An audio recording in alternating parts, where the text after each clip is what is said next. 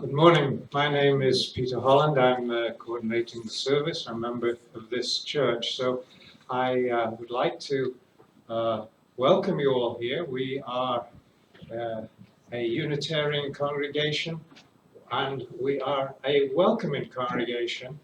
That's an official term, but so feel welcome wherever you are in your spiritual journey, and we hope that we can live up to the designation. This morning is a particularly different morning for us, I think, because we have two old friends coming to be part of our service. But Cheryl Cook, who's going to be playing piano, she has done that before, but she's been on quite a journey since we last saw her, and so we're glad that you're in good health and joining us this morning. And then our other friend is Jean Morrow, who will be leading most of the service and will be giving us the address later on in the service. The announcements that I have, when I say announcements, I actually only have one announcement, but to make it more than one, I would draw your attention to the back of the order of service, where there are sometimes announcements of things that are coming up in the church, and you'll see that actually it's at the end of the order of service next week, and coming announcements, some regular activities which are covered there, and also there is one activity that takes place next Saturday that's out of the order. We're having a rummage sale, and you can see that we're having a rummage sale. If you look around the church, the back of the church, you'll see that there are some items. I think you could probably bid on them should you wish to buy them ahead of time. But of course, we'll encourage you to pay top dollar.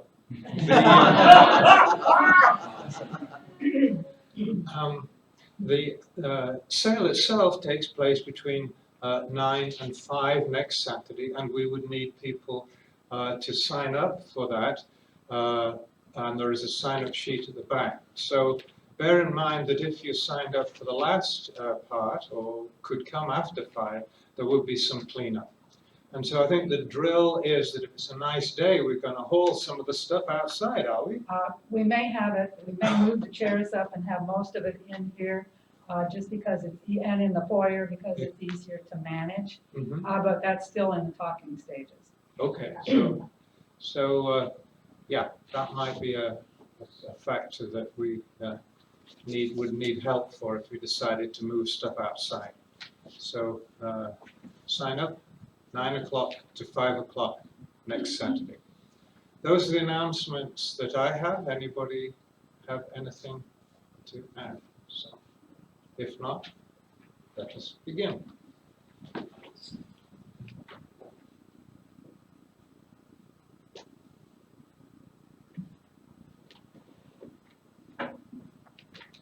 Ritual in a UU church is the lighting of a chalice, and so as we light our chalice this morning, please look into your order of service or on the screen up there, and if you would join together in unison and read these words, I will light our chalice. Life is a gift for which we are grateful. We gather in community to celebrate the glories and mysteries of this great gift.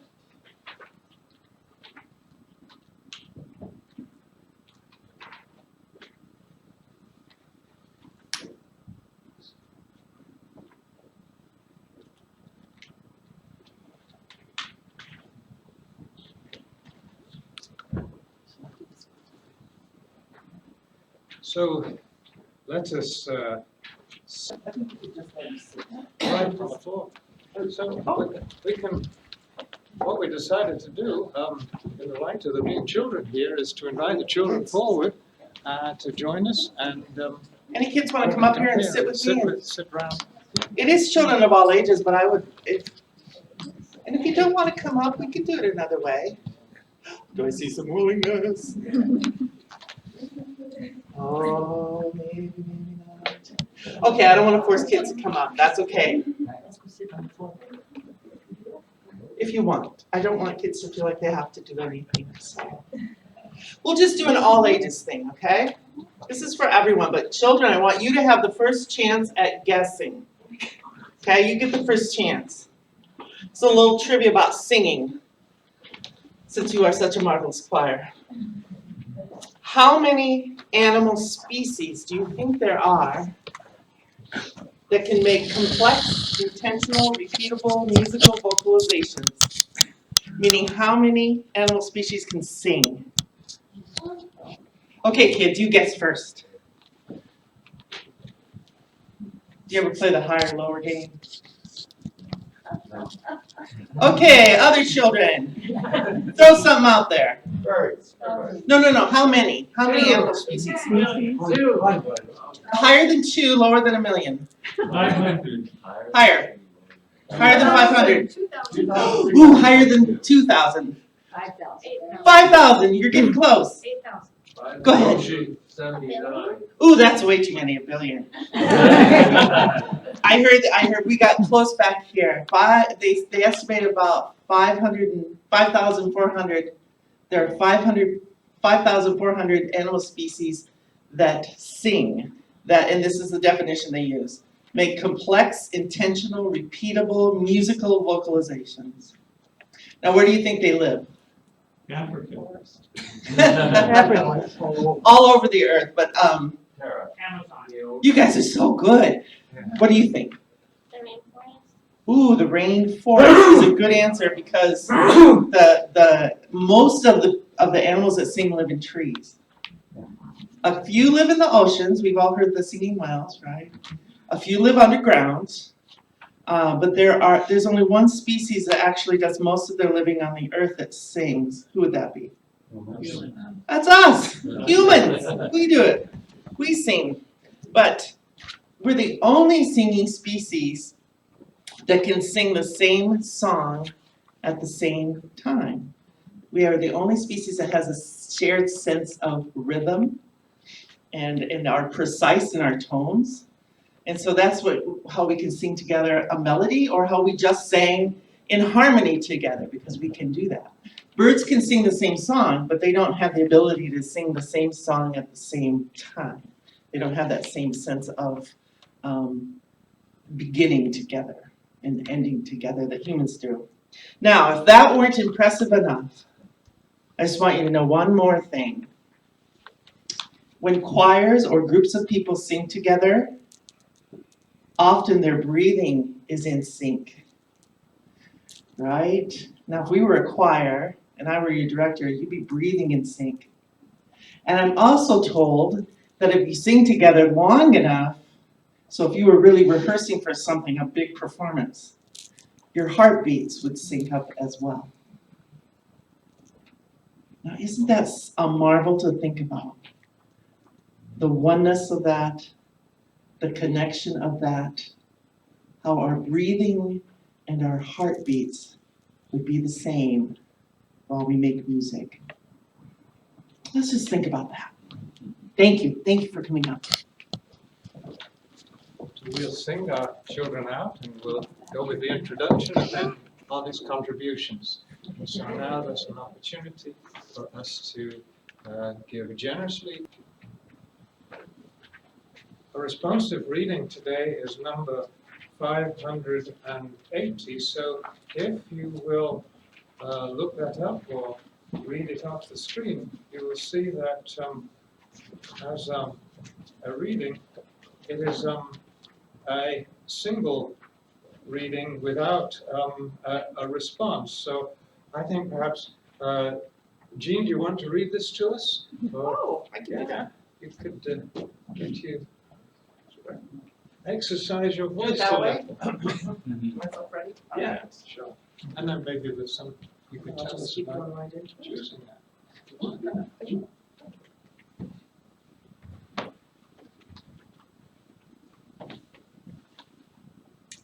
The central task of the religious community is to unveil the bonds that bind each to all. There is a connectedness of relationship discovered amid the particulars of our own lives and the lives of others. Once felt, it inspires us to act for justice.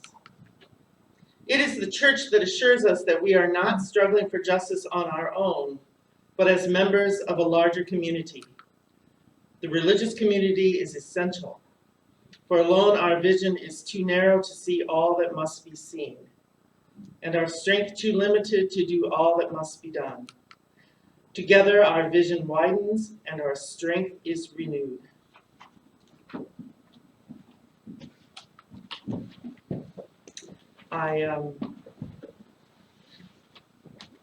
I think when I offer my talk, it'll be obvious why I offered that reading.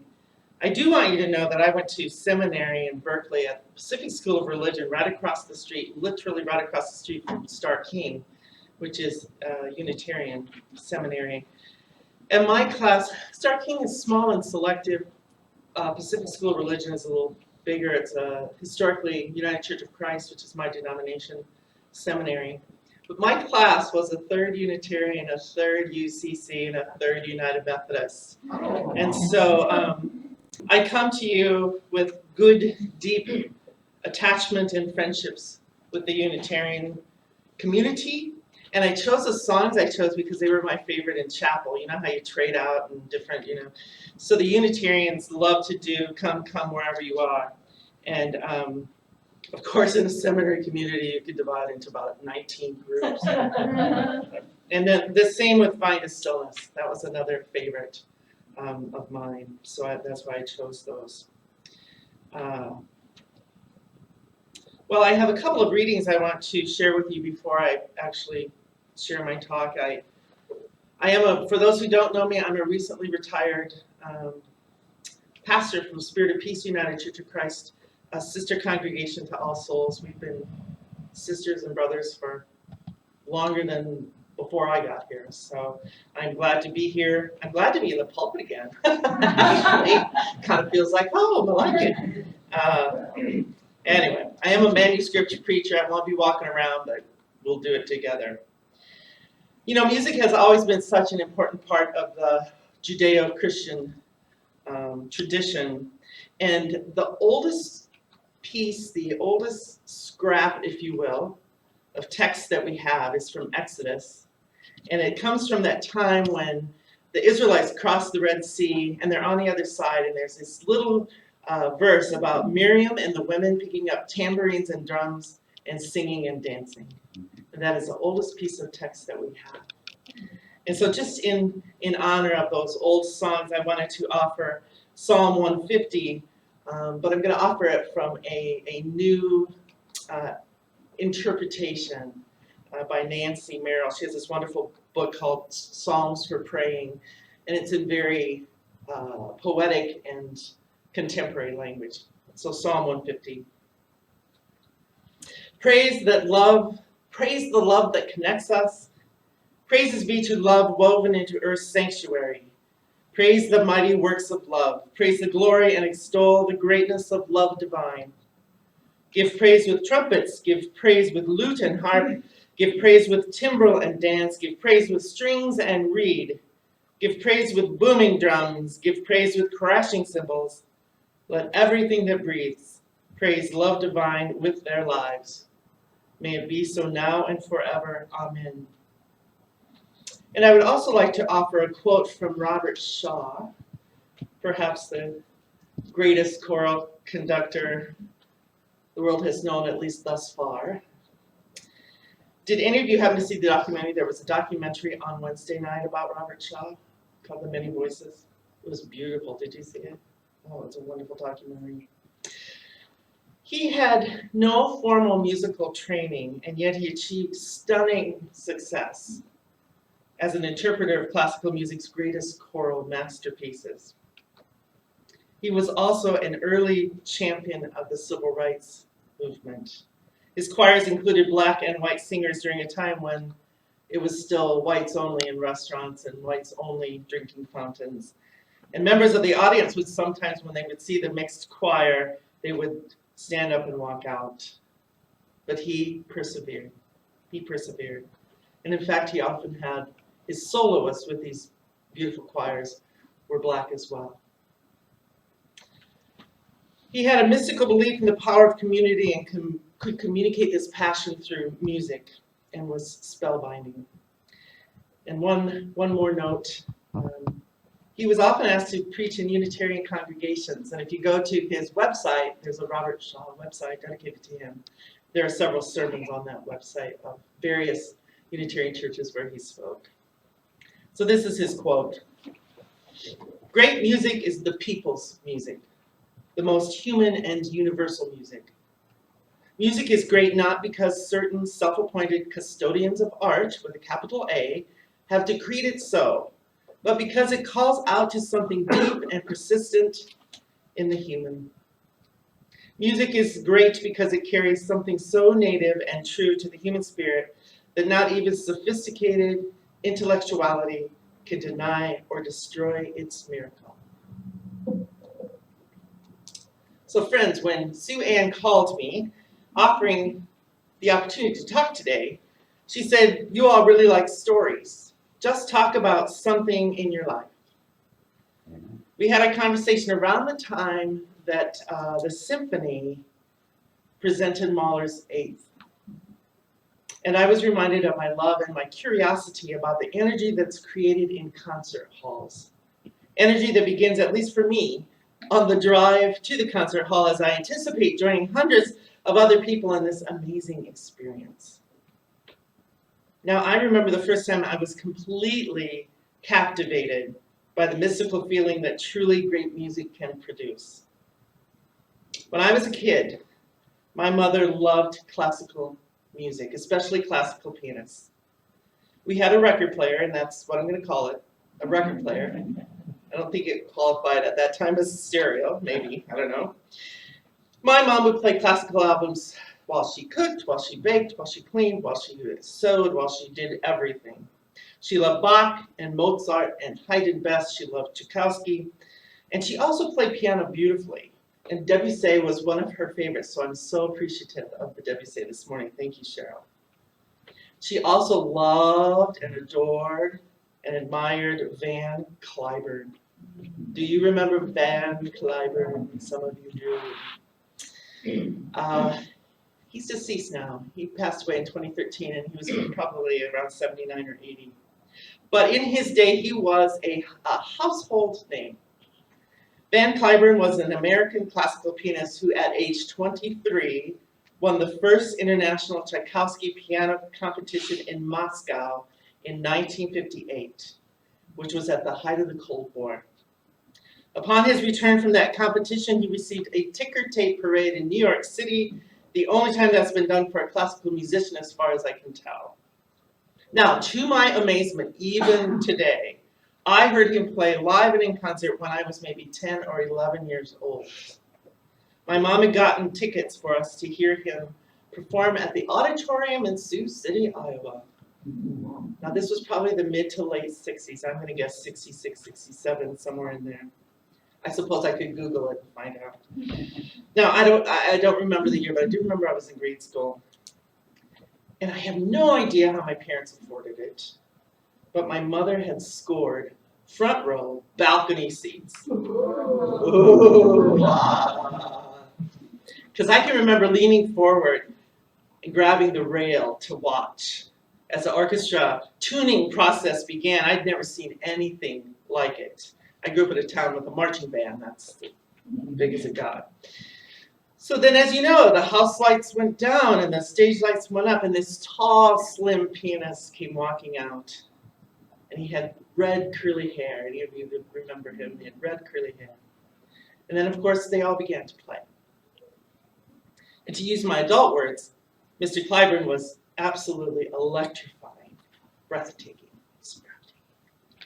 As the first piece came to a crashing end, there were seconds when the audience and the musicians and Mr. Cliburn himself seemed to simultaneously let out a collective breath. A few seconds when everyone in the audience knew they had together engaged in something powerful and wonderful and mysterious. And I will never forget those few seconds. It truly was the first time I had experienced anything like it. And then what seemed to be a simultaneous group reaction, the applause just roared through that auditorium. Now, with hindsight as an adult, I know it was a once-in-a-lifetime experience, but at the time, I didn't fully understand that. What I do remember is that it was the first time I had that miraculous, unexpected experience when everything comes together. And you know you have been part of an event that is far beyond yourself.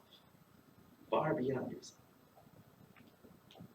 Now, I've had several breathtaking experiences associated with music throughout my life. Those times when I literally felt like I couldn't breathe.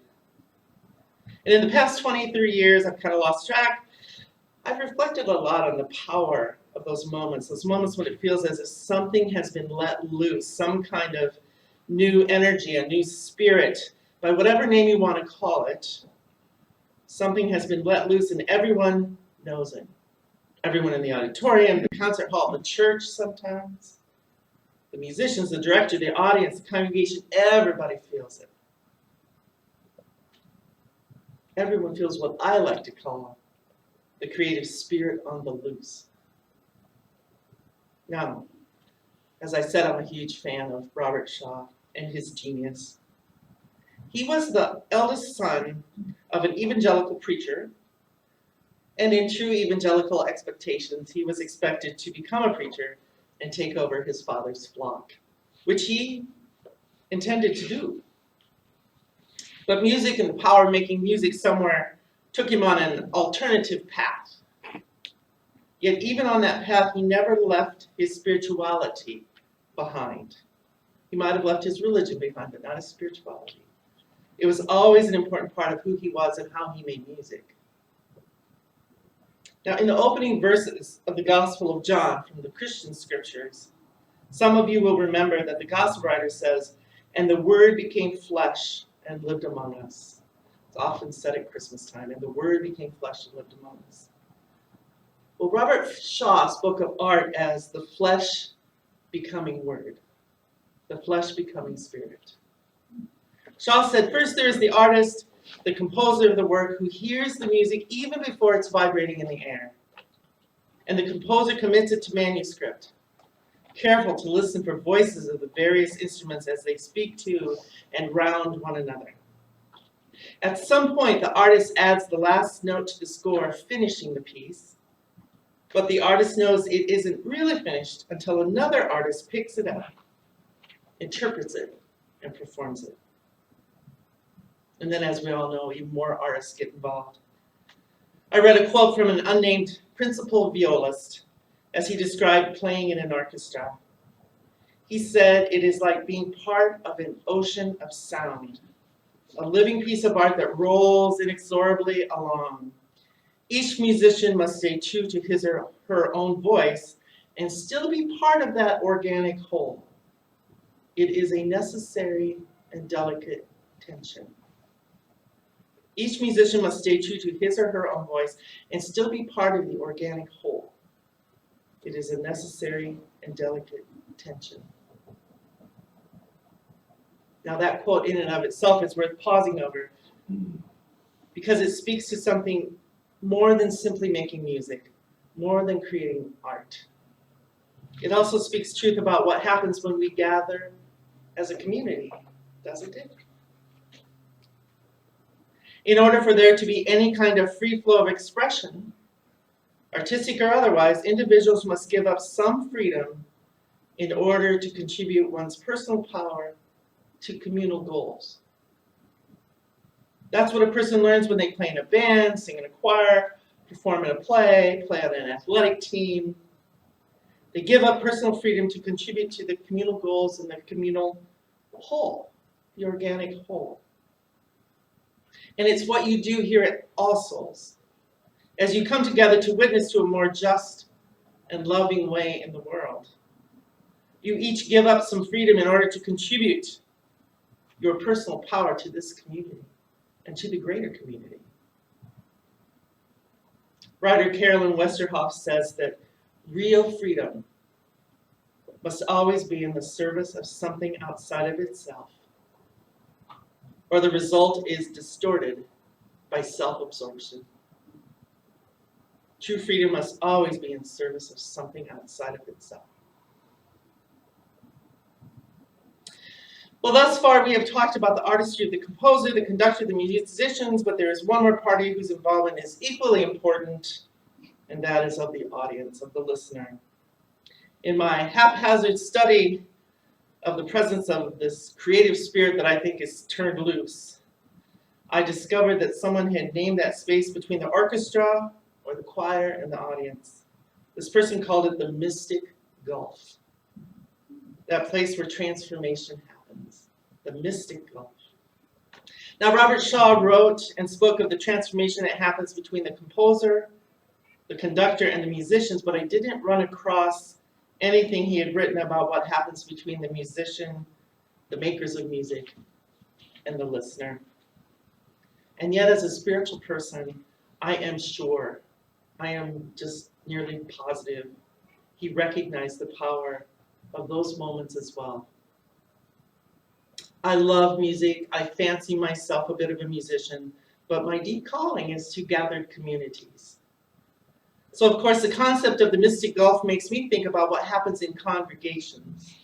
It invites me to ponder about the transformative power that is present when we come together to learn, both through listening and through sharing, or when we engage in sacrament or ritual, when ordinary meets the extraordinary and we know we are in the presence of the divine, or the more, or God, or the very essence of the web of life, whatever you name that.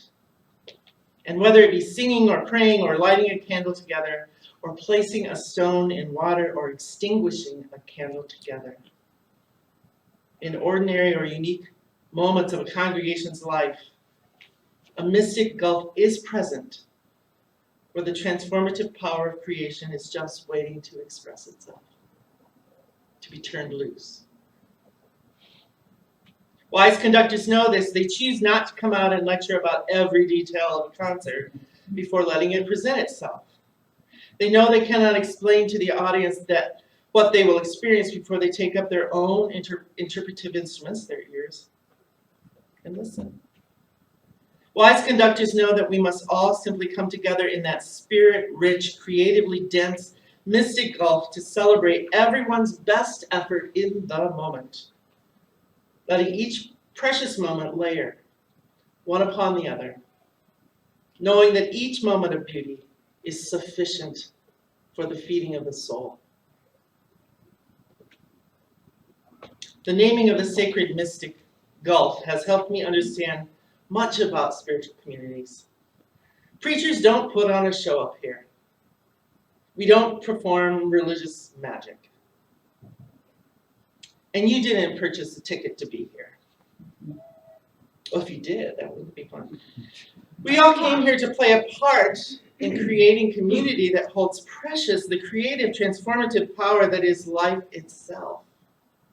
We came to see, hear, feel, pray, interact, invite, create, engage, inspire.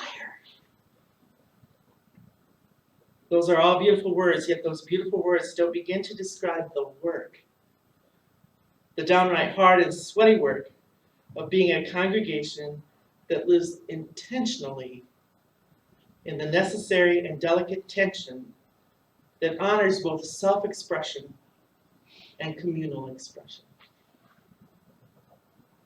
Those words, that list of words, are only the beginning of what happens when we take a chance and enter the mystic gulf of a community that gathers to seek a deeper connection with the divine, however you name it, a deeper connection with each other, and a more honoring recognition of our deep connection with all of creation. And we come back week after week to enter that mystic gulf where the creative spirit is loose and transformation is possible. Perhaps that is why our ancients turned to music so often, to celebrate the presence of the divine. It is surely one way to make spirit discernible in and around and about us.